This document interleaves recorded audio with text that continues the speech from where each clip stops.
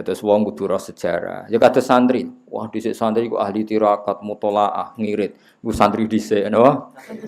Nah, saiki dhisik ning omah, saiki pindah pondok. Lah anggere manggon pondok ku jenenge santri. Ora usah mbok takokno bener ta ora, pokoke anggere turune ning pondok santri. Ora usah mbok syaratno kudu bener tirakat, ngerawat, jarang mangan. Ora tau bengak-bengok, ya ora wis ora ono santri. Jadi santri kalimatu madkhin. Saiki ya wis ora jelas pokoke. Saiki dirubah definisi ini. Santri itu siapa? Orang yang enggak di rumah dan di pondok. Wis ngono tok, ora usah definisine ora usah akeh-akeh. Ruwet. Nah, di sini kan enggak santri adalah penerus ulama. Wah, kok ribet. Ribet ya. Definisi ini kok ribet. Ya eling-eling ya. Mulane ngaji ku sing khatam ya. Jadi ada saat di mana orang Nasrani ku ya dipuji pangeran ya, tapi Nasoro sing napa dzalika bi anna minhum qissisina wa ruhbanan. Terus keberadaan mereka sebagai ruhban justru dipuji Allah karena ciri utama ruhban adalah mengenali kebenaran zaman itu. Napa lagi-lagi zaman itu. Tapi kemudian ada zaman di mana setiap Nasrani itu trinitas napa? Nah, di sini mulai walantardo angkal yahudu walan nasoro hatta tattabi'a millatahum. Ini Nasrani yang sudah rival kita, sudah musuh kita karena kita tauhid, mereka trinitas. Ya, jadi itu ayat-ayat tadi ada momentumnya. Nah, di sini pentingnya belajar asbabin nuzul. Jadi enggak bisa dipukul rata. Jadi saya wong germuni santri yo mesti wong saleh, ahli tirakat, ora ahli bengak-bengok. Nah, saiki yo beda meneh santri ku piye? Sing ora turu ning omah, turu pondok. Wis ngono tok definisine. Ojo terus sing saleh, sing ngapal Quran nak bengi mutolaah. Wah, ribet tarif ngene apa? Nak rino poso, nak bengi jungkung ribet tarif ngene apa? Iku masa lalu no. Masa lalu. Lah iki pokoke santri piye? Sing mau ngarit ning omah manggon pondok. Wis ngono tok wis definisine ngono. Nek ning omah ra entuk wesel, nek ning pondok entuk wesel. Malane aduk ning pondok. Sesuai definisi sing gampang-gampang ngono. Wa amara ammahu biraddihi. Terus melirian orang-orang Nasrani lebih simpati pada Nabi. Mulane ngantos sak mangke senajan to kadarnya berbeda tapi relatif masih mirip-mirip. Ya, lepas dari itu tetap pro dan kontra, seolah lagi lepas dari itu tetap pro dan kontra. Itu ketika Rektor Al-Azhar datang ke Vatikan untuk supaya Vatikan itu ada masjid, itu ya dituruti sampai Paus Yohanes II. Akhirnya di Vatikan itu pertama kali ada masjid itu karena ada delegasi dari apa? Al-Azhar minta supaya di Vatikan itu ada masjid karena banyak ekspatriat muslim yang butuh masjid. Dibikin. Ya senajan toh tentu kita tidak menganggap itu satu kebaikan yang berlebihan. Ini mau cerita masih ada apa?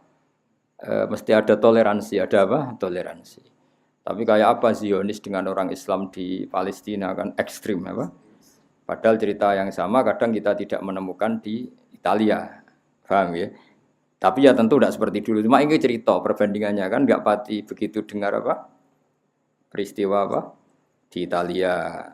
Kan ekstrim yang di Zionis ke Islam. Ya karena masih ada sisa-sisa tadi ya ada sisa-sisa tradisi yang baik. Meskipun tentu konteksnya sudah beda, tapi masih lumayan, apa?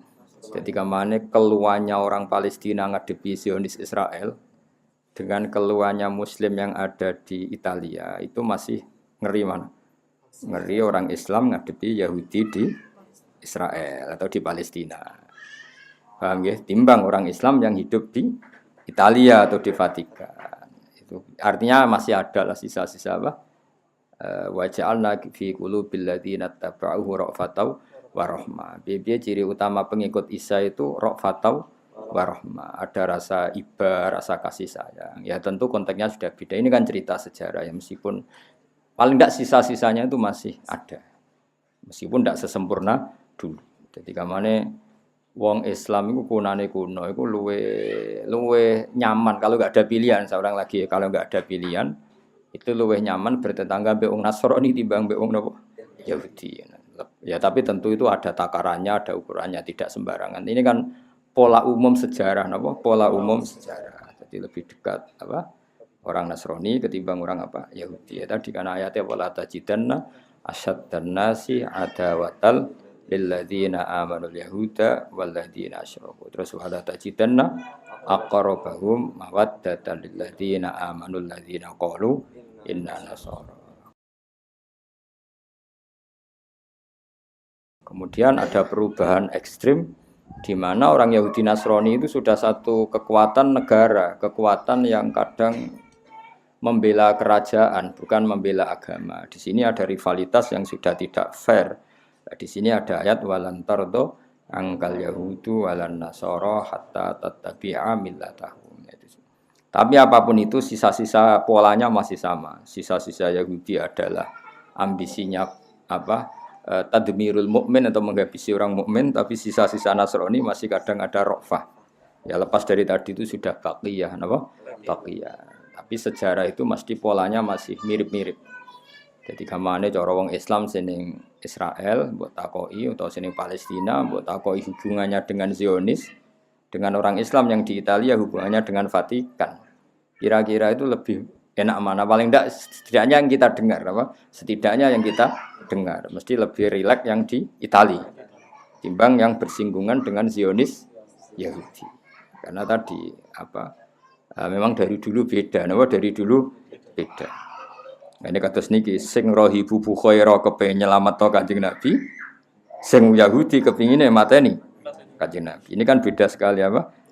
Jadi wa amara ammahu biraddihi ila Makkah takhawufan alaihi min ahli dinil Yahudiyah. Jadi Bukhaira justru memerintahkan Abu Thalib supaya Nabi dibawa ke Mekah. Takut Nabi dibantai orang Yahudi. Berarti apa? Bukhaira punya empati dan punya kasih sayang mbek Kanjeng Nabi. Mesti orang sebaik ini enggak boleh terbunuh. Kira-kira pikirannya Bukhaira orang sebaik ini enggak boleh terbunuh dan pemimpin alam raya ke depan enggak boleh terbunuh. Berarti Bukhaira apa?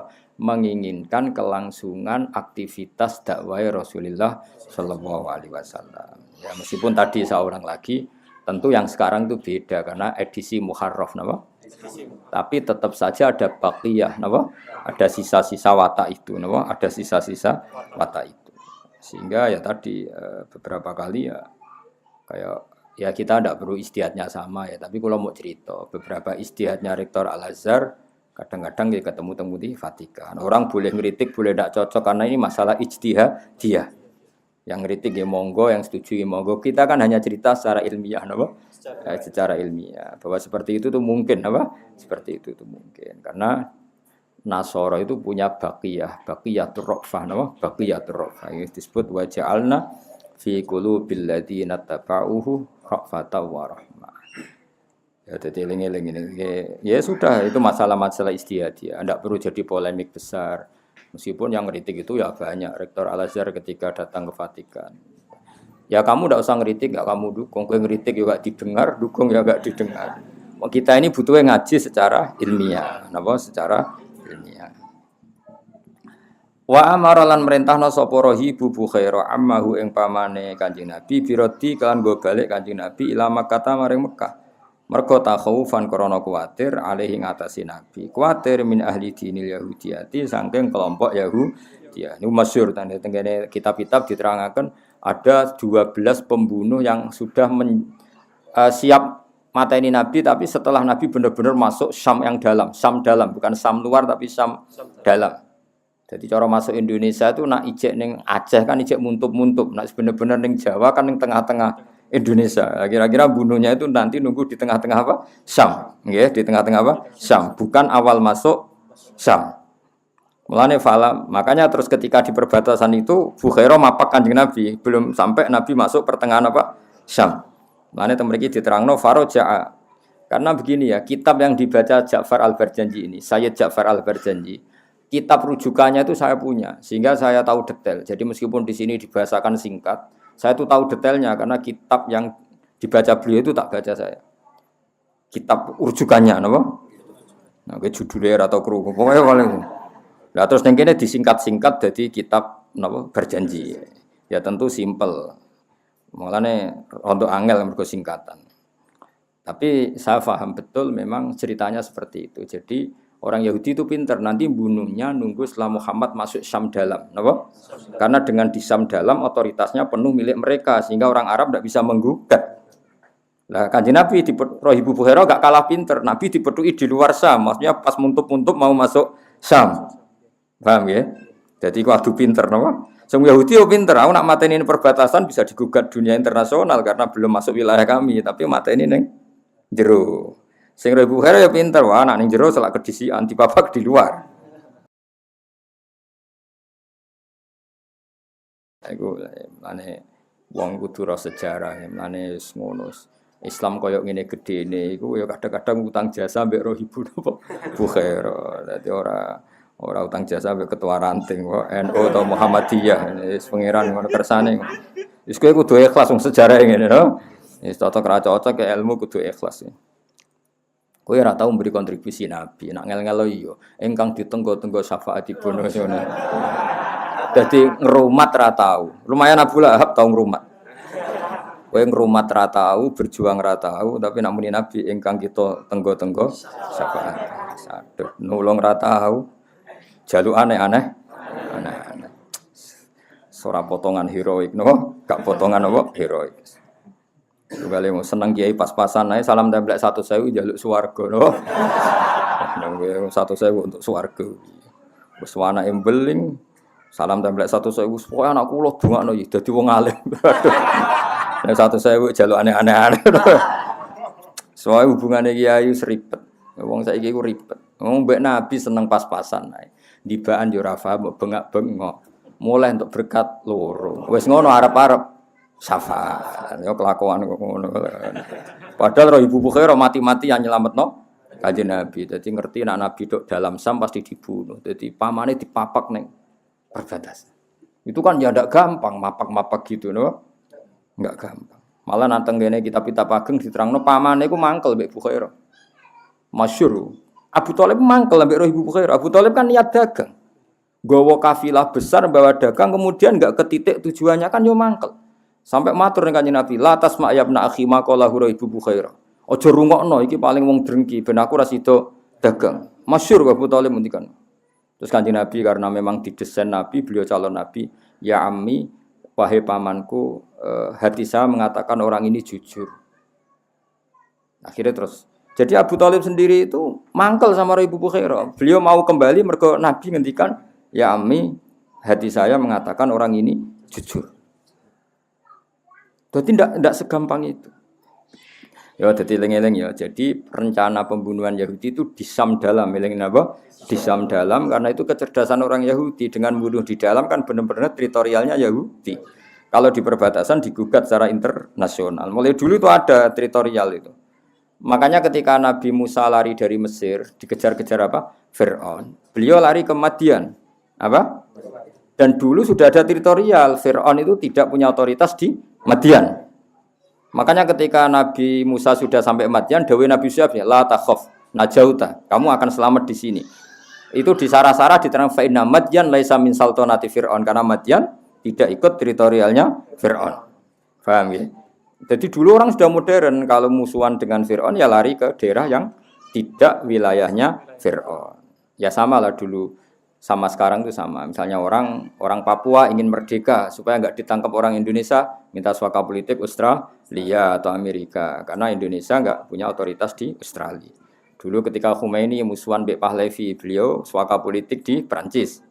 Ya sama mulai dulu ya modern. Jadi kalau musuhan sama orang Nabi Musa, kalau tetap di Mesir kan ditangkap Fir'aun, beliau ke Madian. Ketika di Madian gimana? La takhaf najauta minal qaumidz zalimin. Itu di Sarah-Sarah fa inna Madian laisat min sultanati Fir'aun. Paham gitu. Terus ini Bukhairah ya sama. Ini kalau masuk ke Syam, kita tidak punya wilayah di sana, pasti dihabisin tanpa bisa menuntut. Akhirnya wa amara lan perintah sapa Bukhairah ammahu biradi la Makkah takhawfan alaihi min ahli dinil yahud. Ya terus faraja'a mongko bali sapa Abu Thalib bihi nggawa kelawan Kanjeng Nabi. Walam yujawis, nah ini pinter Sayyid berjanji. Makanya saya tahu betul kalau kitab ini dikarang orang alim. Karena kitab yang indukannya itu saya baca. Ini walam yujawis lan orang liwati sopo Kanjeng Nabi minasyamil muqaddas saking teritorial Syam muqaddas. Ngene iku yang sekarang ada masjid Baitul Aqsa. Napa? Sekarang ada masjid apa? Aqsa. Busrohu ing kota besar Syam muqaddas. Jadi kemana? Kanjeng Nabi itu hanya di perbatasan, enggak sampai masuk ke Syam dalam, napa? Tidak sampai masuk ke Syam dalam. Sekali masuk Syam dalam pasti Nabi dihabisi. Jadi redaksine apa? Walam yujawis lan orang liwati sapa Nabi minasyamil muqaddas saking Syam sing muqaddas. Busrohu yaiku kota busrone Syam. Jadi walhasil Nabi tidak sampai ke titik inti kota yang ada di Syam. Karena sampai perbatasan sudah dipapak rohibu Bukhaira, padahal para pembunuh Yahudi nunggunya di tengah kota atau di pusat tengah-tengah Syam. Mulane iki redaksine keto alime Sayyid sinten berjanji oleh redaksane nabi faro ja'abihi walam yujawiz minasyamil muqaddasi busra.